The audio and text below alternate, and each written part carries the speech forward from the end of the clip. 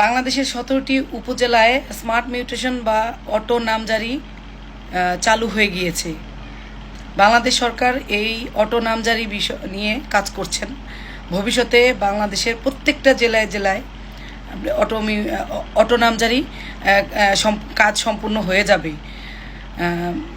ভবিষ্যতে আর বাড়ি ঘর সম্পত্তি নিয়ে আর নামজারি করতে হবে না। যে 17টি উপজেলায় অটো নামজারি হয়ে গিয়েছে, সেখানে যদি আপনার বাড়ি থাকে আপনাকে নামজারি করতে হবে না। সেখানে যদি আপনি সম্পদ ক্রয় করেন তার জন্য নামজারি করতে হবে না। আপনি সম্পদ কিনেছেন তার জন্য আপনাকে নামজারি করতে হবে না। আর যদি ওই 17টি উপজেলার মধ্যে আপনি না থাকেন তাহলে পূর্বের নিয়মেই আপনাকে নামজারি করতে হবে। আচ্ছা, এখন আমি বলবো যে 17টি উপজেলা কোনটা কোনটা।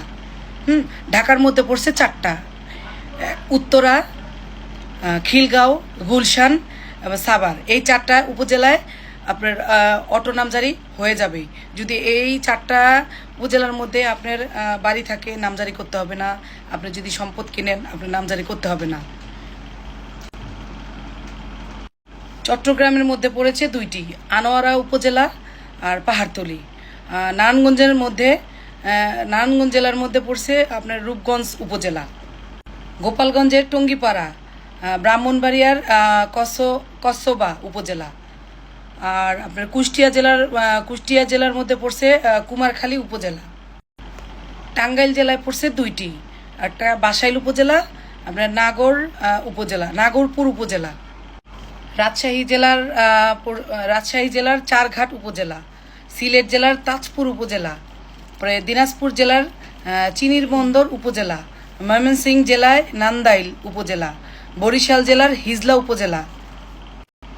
এই হলো মোট 17টি উপজেলা। এই 17টি উপজেলার মধ্যে যদি আপনার বাড়ি পড়ে থাকে, জমি থাকে, আপনি যদি সেখানে সম্পদ ক্রয় করেন তাহলে আপনাকে আর নামজারি করতে হবে না। এটা অটো নামজারি হয়ে যাবে। আর যেহেতু অটো নামজারি বিষয়ে কাজ চলছে, আস্তে আস্তে প্রত্যেকটা জেলায় হয়ে যাবে। আপনাকে আর কষ্ট করে নামজারি করতে হবে না। আশা রাখি আপনাদের এই কথাগুলো কাজে লাগবে। ধন্যবাদ।